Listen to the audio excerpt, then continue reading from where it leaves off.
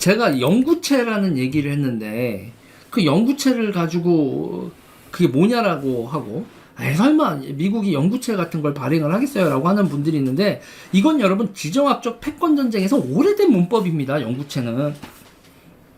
영구채가 이 패권 전쟁에서 처음으로 중요하게 등장한 건 나폴레옹 전쟁 때예요.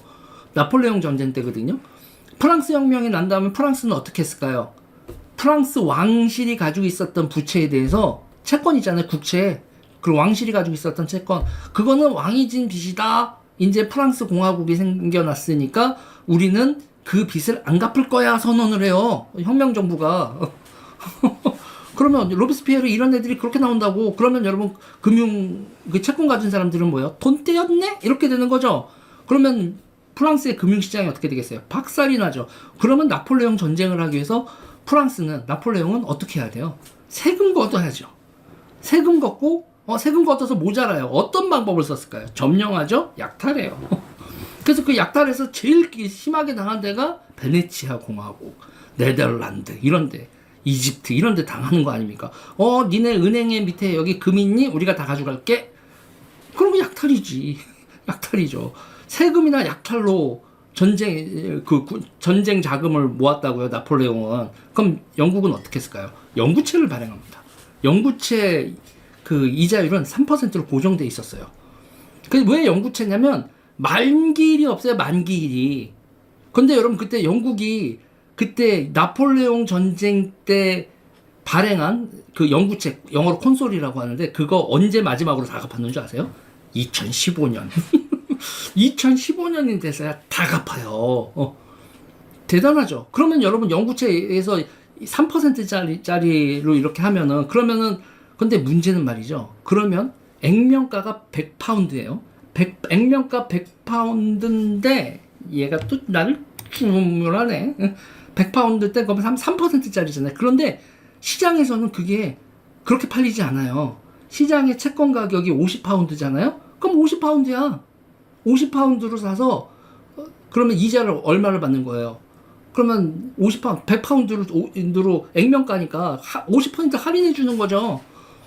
그래서 영국이 영구채를 발행을 해서 뭐냐면 이자만 내겠다고 하고 이자를 꼬박꼬박 내준 거고 그리고 할인 판매를 한 겁니다. 그리고 그 전쟁 끝났을 때 워털루 전투에서 그래서 그거를 왕창 채권 가격을 후려쳐서 돈을 왕창 번 게 그게 네이선 로스차일드 아닙니까? 그래서 로스차일드 가문이 나중에 그 돈으로 이스라엘이 지금 건국된 거잖아요. 나중에 그거 여러분 벨푸어 선언이나 이런 데서 디어 로스차일드 해가지고 그 로스차일드 경한테 그 편지 쓰고 그런 게 이제 이스라엘 건국 과정에서 중요한 문서로 나오는 거거든요. 아무튼 그게 영구채였어요. 그럼 영국은 영구채를 발행을 하니까 영국이 이자는 확실히 내겠다고 하니까 그리고 할인도 전쟁에서 영국이 이긴다 그러면 80파운드까지 갔다가 영국이 진다 그러면 막 40파운드 이게 최저로 낮았을 때가 47파운드 사람들이 그 영국이 패전했다는 헛소문 났을 때 패닉 했을 때 20파운드에도 팔고 그랬거든요. 액면가 100파운드가 그렇게 돼서 그게 이제 채권 시장에서 왔다 갔다 하면서 이거 영구채가 그렇게 된 거죠. 그렇게 해서 전비 조달을 다 해요. 전비 조달을 그 영구채로 합니다. 근데 여러분 영구채를 조달을 하고 났더니 무슨 사태가 벌어졌겠어요? 영국에서. 국채가 빚이 어마어마한 거죠. 그래서 영국에서 어떤 사태가 벌어지냐면 영구채를 그렇게 발행을 한 다음에 GDP의 200%가 국채야. 그러면 여러분 지금 느낌 오시죠? GDP의 200% 지금 프랑스 같은 데 110% 넘었다고 저 난리인데 200%가 되면 그리고 그 당시에 조세 제도도 그렇게 발달하지 않은 상태에서 국가 총 생산량의 200% 정도를 국가가 채무를 지면 그리고 3%로 그거를 이자를 꼬박꼬박 내겠다고 약속을 했는데 그래서 나폴레옹 전쟁이 끝난 1815년 이때요. 영국이 세금을 걷죠. 영국이 세금을 걷어서 이자를 내는 게 전체 영국 세입의 50%였어요. 세금 걷어서 반을 이자를 내야 되는 상황이었다고요. 어째 어느 나라가 생각나죠? 지금 미국도 그렇잖아요. 50%까지는 아니지만 세출을 7조를 세출을 하는데 그 중에서 세입이 5조야. 그래서 빚으로 2조 달러를 땡기는 조금 있으면 절반 되겠네. 예, 지금 7조 중에 2조 달러를 이렇게 하고 이자로만 지금 1조 달러가 나가는 거니까 그러면 계속 빚이 늘어나는 거잖아요. 지금 그런 상황인데 미국이 자 보세요. 그래서 영국은 어떻게 해결을 했겠어요? 1815년에 그 정도 다니까. 그럼 갚을 방법이 없잖아요. 그리고 세수도 없고. 그래서 여러분 어떡하냐면 걔네들이 그 소비세를 신설합니다. 진짜 나쁜 새끼들이야. 이 토리당 이 개새끼들 정치사 공부하다 보면요. 이 새끼들 때려 죽여야 될 새끼들이라고 느끼게 되는 게 간접세, 설탕세, 뭐 이런 거 있잖아요. 빵에도 세금을 붙여요.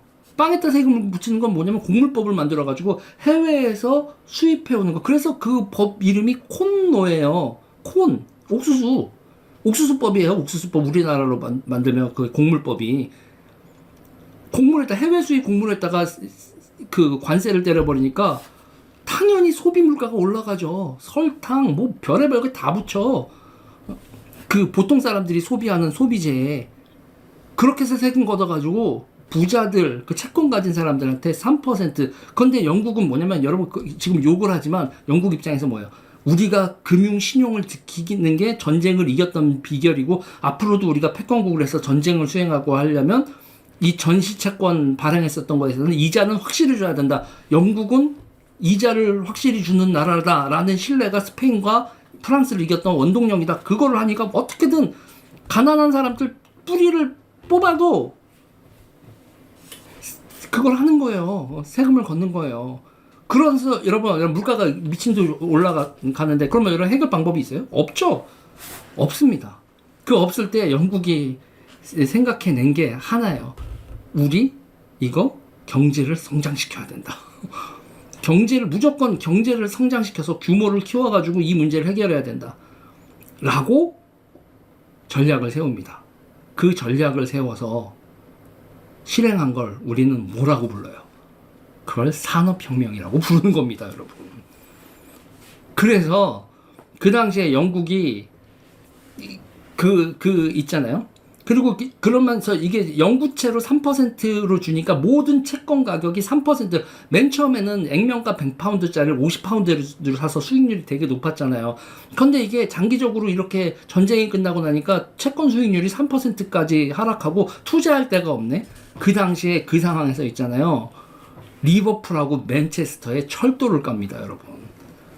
그리고 맨체스터하고 리버풀에다 철도를 깔아서 그 당시에 그 면직 있잖아요. 인도 면직분을 수입을 못하긴 했는데 면사는 실은 그리고 면화는 수입을 할 수 있게요.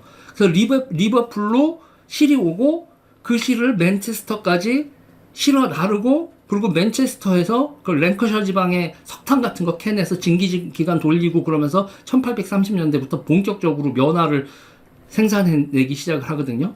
기계로 생산을 해내서 드디어 인도보다 가격이 더 밑으로 떨어지고 영국 경제 수출의 50%가 면직물이 되는 사태가 벌어져요. 그러면서 인류 역사에 처음 있는 일이 벌어집니다. 뭐냐면 그때 영국이 경제 성장률을 3%를 찍었거든요. 무슨 일이냐면 인구가 늘어나는 것보다 경제 성장이 더 빠른 일이 벌어져요. 한마디로 실질 소득이 늘어나는 일이 벌어집니다. 산업혁명이죠. 그러면서 철도를 까니까 여러분 당연히 뭐가 필요해요? 철도를 깔려면 철강 있어야 되죠. 기계공업 발달을 하죠. 철강, 기계공업, 기타 등등 하면서 인구 10,000명짜리 맨체스터가 인구 30만 명짜리 산업도시로 바뀝니다. 그래서 그때 맨체스터의 별명이 뭐냐면 카툰 폴리스였어요. 카툰이 아니라 카툰은 그거 만하고 뭐죠? 면이 뭐야? 순간적으로 왜 생각이 안 나? 카툰이 아니라 코튼 폴리스, 코튼 팰리스인가? 뭐 그랬어요. 그래서 면직물의 도시 이렇게 되는 겁니다. 그러면 보세요. 석탄을 랭커셔 지방에서 석탄 나죠. 석탄, 탄광, 철강소, 기계공업 장소, 면직공업, 그리고 옆에 있는 리버풀까지, 한국까지. 그때 여러분 그 랭커셔하고 그 리버풀하고 왔다 갔다 하던 철도에 철도 노동자들이 만든 축구팀이 그게 나중에 파산해서 양조업자한테 팔거든요. 1900년에. 근데 원체는 랭커셔 요크셔 철도 회사 노조원들이 만든 회사였어요. 그래서 랭크셔 요크셔 해가지고 LYR인가 그랬어. 원래 그 축구단 이름이. 근데 그 양조업자가 산 다음에 이름을 바꿨어요.